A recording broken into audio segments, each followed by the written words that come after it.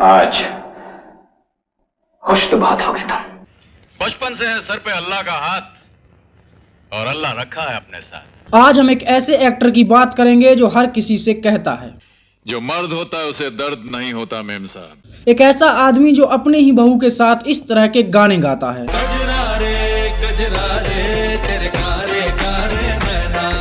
और अगर कोई और ये करे तो उसमें 3 बातों की कमी बता देता है: परंपरा, प्रतिष्ठा, अनुशासन। एक ऐसा एक्टर जो एक्टर कम और किराना स्टोर का दुकानदार ज्यादा लगता है। तेल, शैम्पू, चड्डी, बनियान से लेकर घर बनाने का मटेरियल तक वो अकेले बेचता है। जहां तक काहे की अंदर की बात है। हम बात कर रहे हैं बॉलीवुड के सबसे बड़े महानायक और बिग बी के नाम से जाने जाने वाले एक्टर अमिताभ बच्चन की। ये दुनिया बहुत बिगड़ी हुई है गायतुंडे साहब। बाप का नाम कैसे बॉलीवुड में कदम रखते ही उन्होंने लगभग 12 फिल्में फ्लॉप देकर कुछ ही सालों में अपना बोरिया बिस्तर समेट लिया था। कैसे अपनी सबसे ज्यादा वफादार और सीधी सादी पत्नी को धोखा देकर उन्होंने कई हीरोइनों के साथ अफेयर चलाए। मैंने तुम्हें यहाँ किसी और काम के लिए बुलाया था। अगर जिस्म दिखाने के लिए बुलवाया है तो वो हमने देख लिया। क्या सच में आज भी रेखा अमिताभ बच्चन के नाम का सिंदूर लगाती है? वो भी शादीशुदा आदमी के लिए।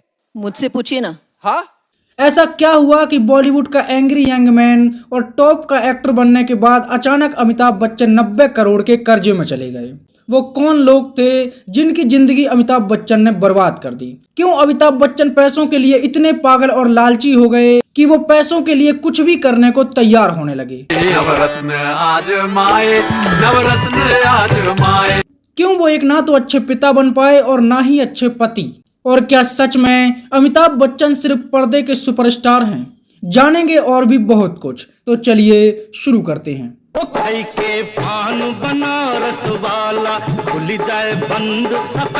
अमिताभ बच्चन का जन्म 11 अक्टूबर 1942 में इलाहाबाद में हुआ था। उनके पिता का नाम था हरिवंश राय बच्चन और मां का नाम तेजी बच्चन। बच्चन नाम के पीछे भी एक दिलचस्प कहानी रही। बहुत कम लोग ये जानते होंगे कि बच्चन इनका सरनेम नहीं है। हरिवंश राय का असली नाम था हरिवंश राय श्रीवास्तव। ये तो लेटेस्ट न्यूज़ है। क्या बात कर रहे हैं? और अमिताभ का नाम था अमिताभ श्रीवास्तव। लेकिन हरिवंश राय कास्ट सिस्टम के खिलाफ थे। ऊपर से वो कवि थे, तो दुनिया से हटकर कुछ अलग करने के चक्कर में उन्होंने अपना सरनेम ऐसा रखा जो किसी से ज्यादा ना मिले और बच्चन सरनेम धारण कर लिया। इस तरह श्रीवास्तव परिवार बन गया, द बच्चन फैमिली। उनके पिता भारत के एक जाने माने कवि थे। ये वो दौर था जब देश की आजादी की लड़ाई चल रही थी और पूरा देश जिस क्रांतिकारी का दीवाना था वो थे भगत सिंह और उनका नारा था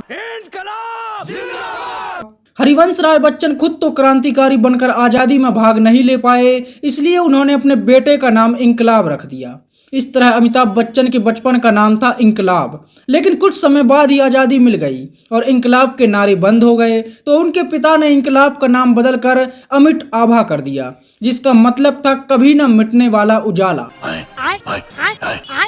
लेकिन स्कूल में एडमिशन के समय कविताएं तो नहीं चल सकती थी, तो उस समय के प्रसिद्ध कवि सुमित्रा नंदन पंत ने इन्हें नाम दिया अमिताभ और इस तरह से ये बने अमिताभ बच्चन। उन्होंने नैनीताल के शेरवुड स्कूल से अपनी पढ़ाई की और दिल्ली से अपने कॉलेज की पढ़ाई पूरी की। अमिताभ बच्चन बचपन से एक्टर नहीं बनना चाहते थे, बल्कि वह भी लगभग आधे से ज्यादा निठल्ले लड़कों की तरह सोचते थे कि कुछ ना कुछ तो हो ही जाएगा। अरे दीवानो मुझे पहचानो, जरा पहचानो। पिता कवि थे, इसलिए बचपन से ही उनके संबंध बड़े बड़े लोगों के साथ थे। राजीव गांधी और संजय गांधी उनके दोस्त हुआ करते थे और वो कह सकते थे कि प्रधानमंत्री मेरा दोस्त है। खाओ माँ कसम। अपनी जिंदगी का मकसद ढूंढते हुए अमिताभ बच्चन ने सबसे पहले ऑल इंडिया रेडियो में न्यूज एंकर के लिए ऑडिशन दिया था, लेकिन वहां वो रिजेक्ट हो गए। इसके बाद बिजनेसमैन एग्जीक्यूटिव की नौकरी के लिए वो कलकत्ता पहुंच गए और वहीं उन्होंने थिएटर ज्वाइन कर लिया और यहीं उन्होंने पहली बार 1969 में आई एक फिल्म भुवन सोम में अपनी आवाज दी थी, यानी कि इसे नरेट किया था, जिसने नेशनल अवार्ड जीता। यानी कि अमिताभ बच्चन की आवाज को पहली बार पूरे देश ने सुना और ये आवाज इतनी नेशनल हो गई कि इसने कोरोना काल में भी हमारा पीछा नहीं छोड़ा। नमस्कार। हमारा देश और पूरा विश्व आज कोविड-19 की चुनौती का सामना कर रहा है। पैसे कमाने का भूत अमिताभ बच्चन पर शुरू से सवार था। पैसों के लिए वो कुछ भी करने के लिए तैयार हो जाते थे, जिसका अंदाजा आप इस बात से भी लगा सकते हैं कि जब उन्हें मुंबई में काम नहीं मिल रहा था और वो नए थे तो सिर्फ 500 रुपए के लिए वो शशि कपूर की एक फिल्म में भीड़ का हिस्सा बनने के लिए चले गए थे।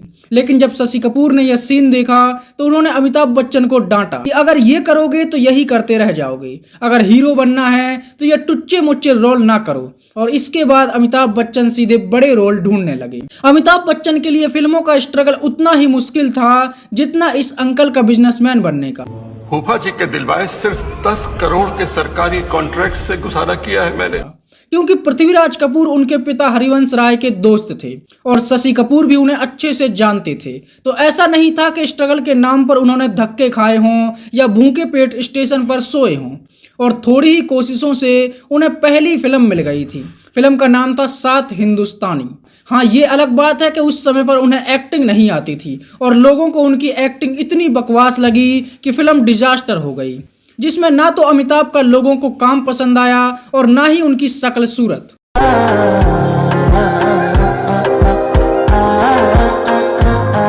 इसके बाद अमिताभ बच्चन ने कई फिल्मों में काम किया, लेकिन कोई भी फिल्म नहीं चली। अमिताभ बच्चन की एक के बाद एक लगभग 12 फिल्में फ्लॉप हो गईं और वो एक फ्लॉप एक्टर बन गए। कोई भी अमिताभ बच्चन को लेकर फिल्म नहीं बनाना चाहता था और कोई भी बड़ी हीरोइन अमिताभ बच्चन के साथ काम करने को तैयार नहीं होती थी। अमिताभ बच्चन ये सोचने लगे थे कि फिल्मों में वो सफल नहीं हो पाएंगे और उन्हें वापस प्रयागराज लौट जाना चाहिए। वो परेशान थे और बॉलीवुड से अपना बोरिया बिस्तर समेटने की तैयारी कर रहे थे।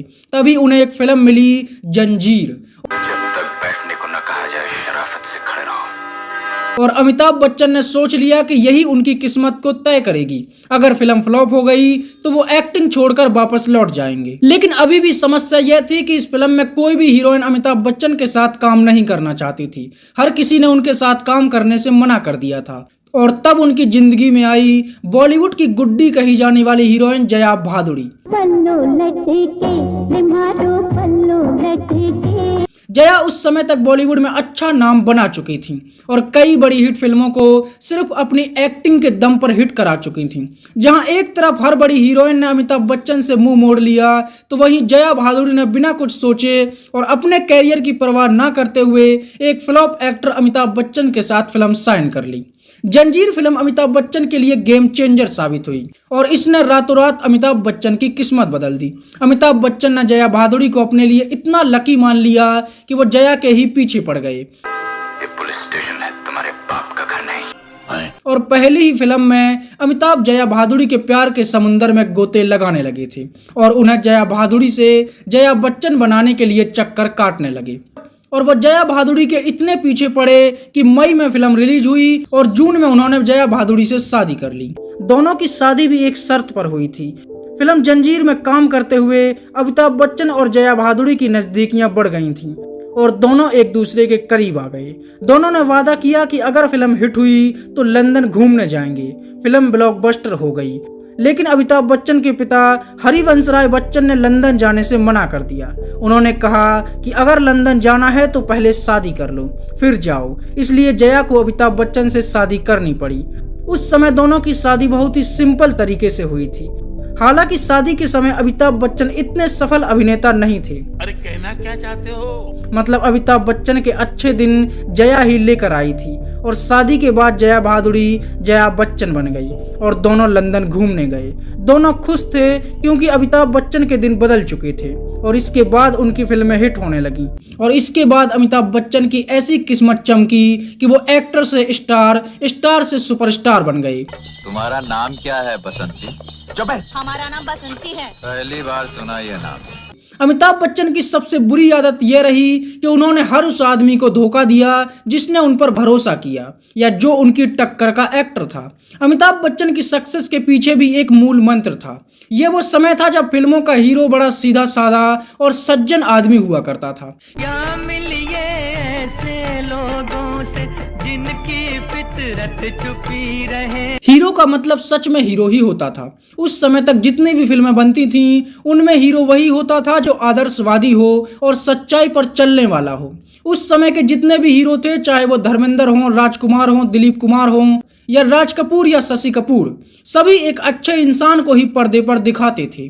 जिंदगी बड़ी होनी चाहिए, लंबी नहीं। और इसी समय पर बॉलीवुड में दो ऐसे राइटर आए जिन्होंने हीरो की छवि को ही बदल दिया, और वो राइटर थे सलीम खान यानी कि सलमान खान के पिता, और सलीम जावेद। इन्होंने हीरो के किरदार को गुस्सैल, अकड़ू और अपनी मनमानी करने वाला लिखना शुरू किया। सलीम जावेद की ही कहानी थी फिल्म दीवार की।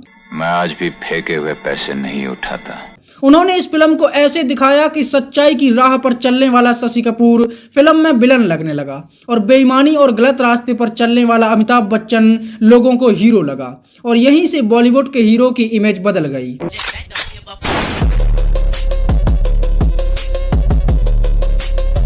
अब फिल्म का हीरो वो होता था जो भगवान के मंदिर में खड़े होकर उनसे सवाल पूछता था। आज खुश तो बहुत हो गए तुम। जो गुस्से में एक साथ 10 से 20 लोगों को मारता था।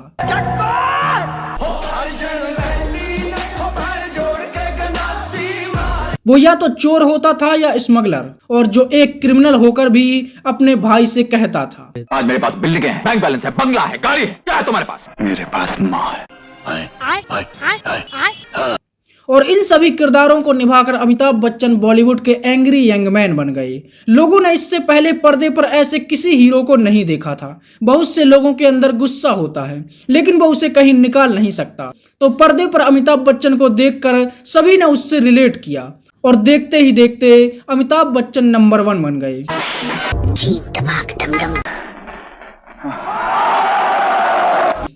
और धीरे धीरे बॉलीवुड के हीरो की इमेज इतनी खराब हो गई कि आज के समय पर कबीर सिंह और एनिमल जैसे हीरो हैं।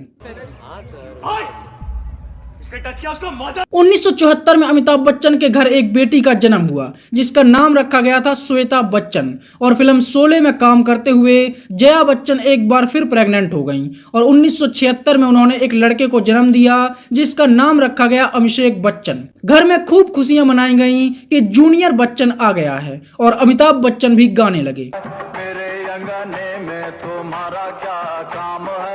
इस तरह जया बच्चन 2 बच्चों की मां बन गई, और उन्होंने धीरे धीरे फिल्मों में काम करना कम कर दिया।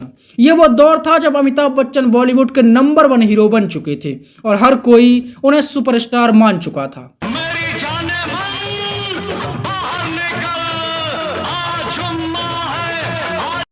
अरे कौन भौंक रहा है? अमिताभ बच्चन ने एक से बढ़कर एक फिल्मों में काम किया, जिनमें नसीब, लावारिस, मुकद्दर का Sikandar, Coolie, Toofan, mister Natwarlal, the great gambler, Agneepath, Ajooba, आज का अर्जुन और खुदा गवाह जैसी फिल्में शामिल रहीं, जिनमें काम करके वो महानायक बन चुके थे। और अब उन्हें हर कोई इतना छोटा लगने लगा कि वो किसी की भी कभी भी इंसल्ट कर देते थे। बॉलीवुड के बड़े सुपरस्टार कहे जाने वाले राजेश खन्ना को भी अमिताभ बच्चन पछाड़ चुके थे। बातें करो मुझसे। लेकिन इस नंबर 1 की पोजीशन पर आने के लिए अमिताभ बच्चन ने सिर्फ मेहनत नहीं की थी, बल्कि चालाकी और अपने ऊपर भरोसा करने वालों का भी अमिताभ बच्चन ने खूब फायदा उठाया। उन्होंने लगभग हर उस आदमी के साथ धोखा किया जिसने उनका बुरे समय पर साथ दिया था। उनके खुद के भाई अजिताभ, जिसने हर समय पर उनका साथ दिया। जब अमिताभ बच्चन हिट हो गए तो उन्होंने अपने ही भाई को लात मारकर भगा दिया।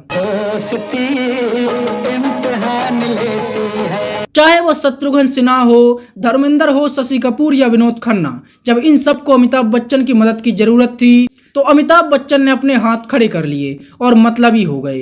कादर खान, जिसने अमिताभ बच्चन की कई फिल्मों की कहानी से लेकर डायलॉग तक लिखे थे, उन्हें सिर्फ अमिताभ बच्चन ने इसलिए छोड़ दिया क्योंकि वो अमिताभ बच्चन को कभी सर नहीं कह पाए। मैंने कहा यार वो तो अमित है, सर जी कब से हो गया? मेरे मुंह से निकला नहीं सर जी। वो सर जी का न निकलना, मैं निकल गया उस ग्रुप में से। और इस तरह अमिताभ बच्चन सबसे बड़े एहसान फरामोश बन गए, और सफलता अमिताभ बच्चन के सर चढ़कर बोलने लगी थी। और यही कारण रहा कि सबको धोखा देने के बाद अमिताभ बच्चन ने अपनी ही पत्नी जया बच्चन को भी धोखा देना शुरू कर दिया था। अमिताभ बच्चन के 2 बच्चे हुए, श्वेता बच्चन और अभिषेक बच्चन। श्वेता बच्चन का जन्म 1974 में हुआ और अभिषेक बच्चन का जन्म 1976 में, और यहीं से जया बच्चन की जिंदगी भी पूरी तरह से बदल गई।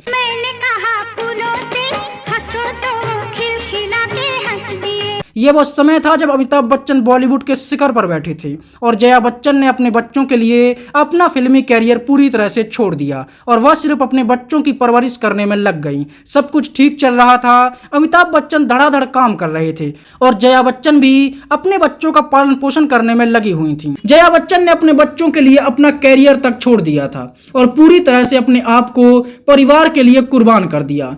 लेकिन जया के लिए यह शादी ज्यादा दिन खुशी का कारण नहीं रही।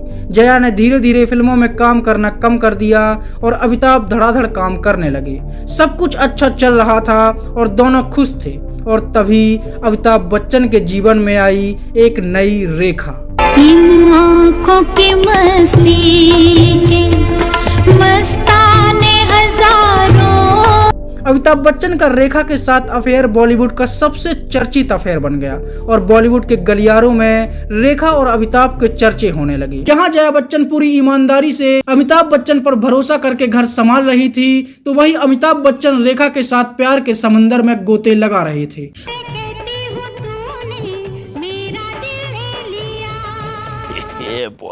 अमिताभ बच्चन और रेखा का अफेयर खूब सुर्खियां बटोर रहा था और बॉलीवुड के गलियारों में अमिताभ और रेखा की प्रेम कहानियों के पर्चे बट रहे थे। अमिताभ बच्चन अपने 2 बच्चे और पत्नी को छोड़कर रेखा के प्यार में पागल हो गए थे। उनकी कहानी इतनी चर्चित हो रही थी कि यश चोपड़ा ने उनकी इस सिचुएशन को लेकर एक फिल्म भी बना डाली थी जिसका नाम था सिलसिला। देखा एक ख्वाब तो ये सिलसिले हुए। फिल्म में अमिताभ बच्चन की असलियत में चल रही कहानी को दिखाया गया था। इस फिल्म में कुछ सीन ऐसे थे जहां लगा कि यह एक्टिंग नहीं बल्कि इनके दिल की आवाज है। उनका दामन छोड़ दीजिए, ये मेरे बस में नहीं।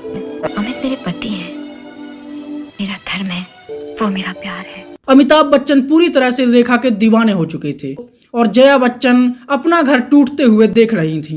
लेकिन इसी समय पर अमिताभ बच्चन की एक और फिल्म आई जिसका नाम था कुली। फिल्म में अमिताभ बच्चन ने एक कुली का किरदार निभाया था। अब कुली का मतलब होता है एक गरीब मजदूर और लेबर, लेकिन अमिताभ बच्चन ऐसा कुली था जो सीधे मुंह किसी से बात ही नहीं करता। जनाब तनिक खिड़की तो खोलिए, हमारी तारीफ जरा लंबी। और उसकी इन्हीं हरकतों के कारण एक गुंडा उन्हें ऐसा पीटता है कि वह सीधे अस्पताल पहुंच जाते हैं। मतलब फिल्म में नहीं बल्कि असलियत में।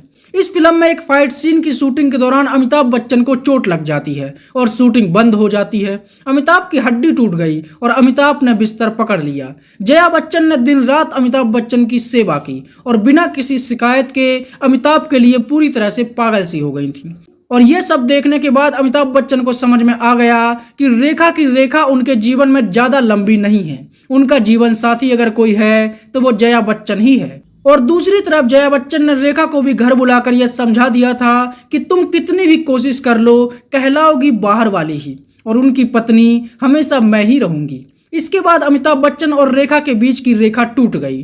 क्या बात है सर, क्या बात है सर, क्या? और अमिताभ बच्चन ने रेखा की तरफ से अपना ध्यान हटा लिया। लेकिन आज भी रेखा अमिताभ बच्चन को अपना सब कुछ मानती है और मीडिया में ये खबरें चलती रहती हैं कि आज भी रेखा अमिताभ बच्चन के नाम का सिंदूर लगाती है। अमिताभ बच्चन रेखा को भूलकर एक बार फिर से अपने काम पर ध्यान देने लगे थे। इसके बाद एक बार फिर बच्चन परिवार में सब कुछ अच्छा चलने लगा और बच्चे पढ़ने के लिए विदेश चले गए। जया घर संभालने लगी, लेकिन अमिताभ बच्चन अपनी हरकतों से बाज नहीं आए और इस बार कई हीरोइनों के साथ उनके नाम जुड़ने लगे, जिनमें परवीन बॉबी और जीनत अमान जैसी हीरोइन रहीं। और अमिताभ बच्चन जया को धोखा देकर दूसरी हीरोइनों के साथ ये गाने लगे। चुम्मा चुम्मा दे दे,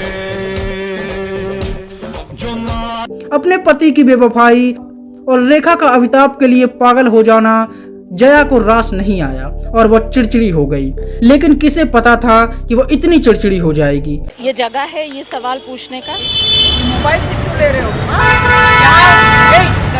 What is going on?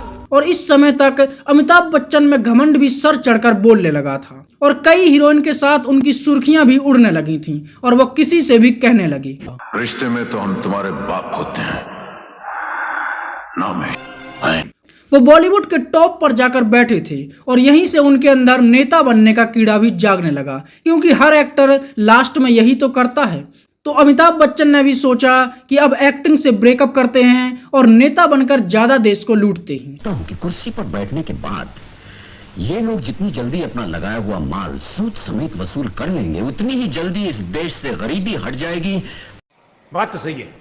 इसलिए 1984 में अमिताभ बच्चन ने एक्टिंग को छोड़कर पॉलिटिक्स में अपना हाथ आजमाया और पहली ही बार में इलाहाबाद से भारी बहुमतों से चुनाव जीता और खूब चर्चित हुए। लेकिन ज्यादा दिनों तक अमिताभ बच्चन को नेता वाला फील नहीं हुआ और उन्हें समझ में आ गया कि फिल्म में नेता बनना और असलियत में नेता बनने में बहुत फर्क है। इसलिए राजनीति से बहुत जल्द उनका मोह भंग हो गया और वो वापस अपनी एक्टिंग में लौट गए। क्यों फिजूल का बात करता है?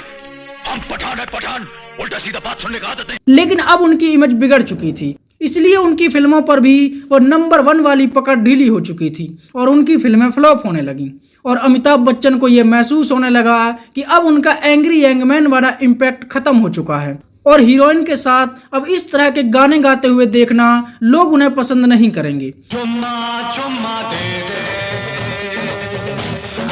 जिसका कारण यह था कि अमिताभ बच्चन की उम्र लगभग 54 साल की हो चुकी थी, लेकिन आज भी हीरोइन के साथ वो इस तरह की फिल्में कर रहे थे।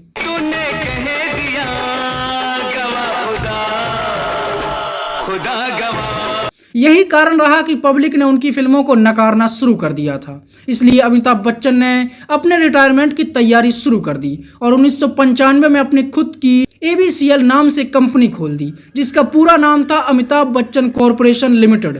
उन्होंने सोच लिया था कि जो भी फिल्में बनेंगी उन्हें अपनी ही प्रोडक्शन हाउस यानी कि ABCBL से बनाएंगे और 56 करोड़ की लागत से बनाई गई कंपनी ABCL अमिताभ बच्चन ने टारगेट रखा कि इसे 1000 करोड़ की कंपनी बनाएंगे। पहले साल अच्छा काम किया और उन्होंने कुछ टीवी सीरियल भी बनाए और कुछ फिल्में भी बनाई। कंपनी फायदे में रही, लेकिन फिर अमिताभ बच्चन का लालच बढ़ गया और उन्होंने एक बड़ी गलती की।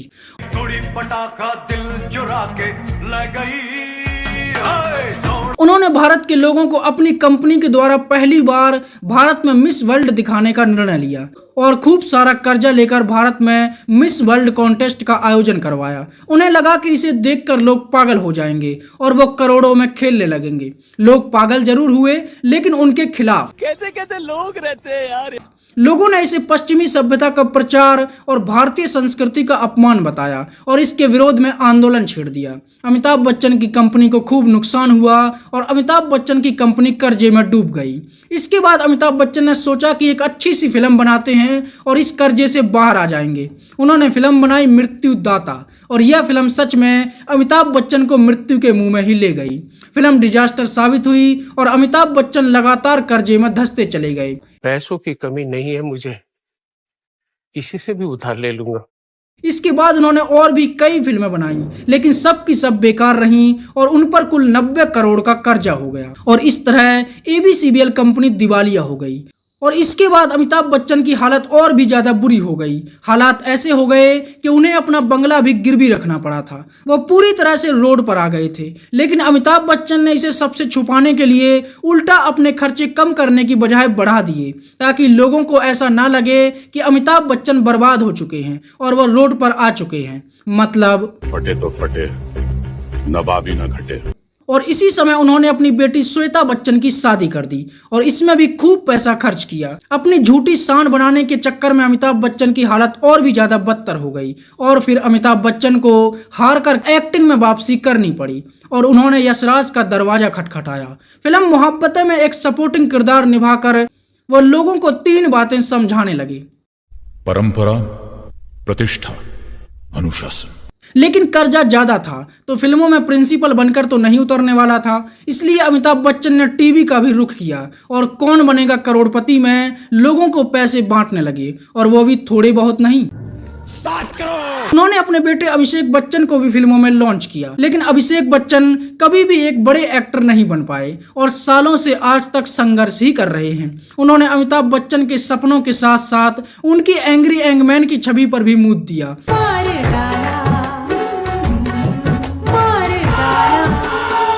धिक्कार है हम पर।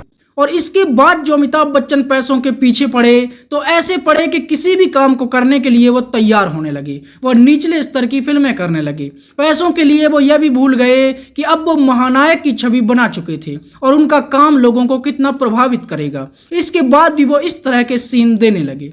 अपनी से कई साल छोटी और अपनी बेटी की उम्र की लड़की के साथ वो किसिंग सीन देने लगे और ऐसे ऐसे सीन देने लगे जिसने उनकी महानायक की इमेज पर ही दाग लगा दिया। बंद करो हाथ जोड़ के मैं। लेकिन तब भी अमिताभ बच्चन का लालच पूरा नहीं हुआ तो वो तेल शैम्पू बेचते बेचते पूरे किराना स्टोर वाले बन गए। वो साबुन, तेल, चड्डी, बनियान, सोना चांदी और यहाँ तक कि घर बनाने का सामान भी बेचने लगे थे। ये देखा एकदम छेद हो गया। एक नाम तो छेदीलाल होगा जी 104 के हैं।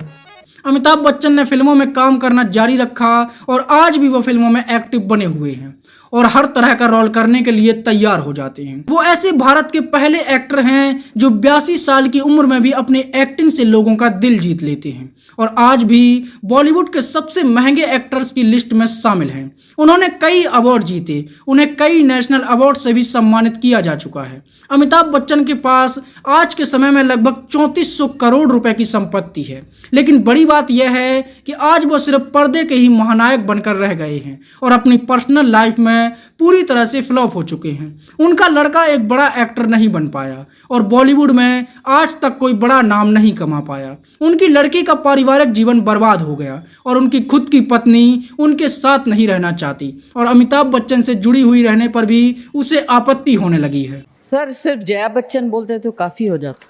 इकलौते बेटे बहू का गृहस्थ जीवन भी बर्बाद हो चुका है और सालों से उनके घर में कलेश चल रहा है। लेकिन अमिताभ बच्चन इस पर ध्यान ना देकर लोगों को सरदर्द से छुटकारा दिलाने के लिए तेल नहीं सर, नवरत्न तेल। अरे हाँ, वही नवरत्न तेल बेचने में लगे हुए हैं और आज उनके पास मेरे पास बिल्डिंगें हैं, प्रॉपर्टी है, बैंक बैलेंस है, बंगला है, गाड़ी है। हाँ, सिर्फ यही बचा है और आज उनका ही ये गाना उन्हीं के जीवन पर लागू होने लगा है। काहे पैसे पे इतना गुरूर करे है, यही पैसा तो यह थी बॉलीवुड के महानायक कहे जाने वाले बिग बी यानी कि अमिताभ बच्चन की कहानी, जो जितनी प्रेरणादायक है उतनी ही इस बात की ओर भी इशारा करती है कि सिर्फ पैसा सब कुछ नहीं होता। रोते हुए आते हैं सब, हंसता हुआ जो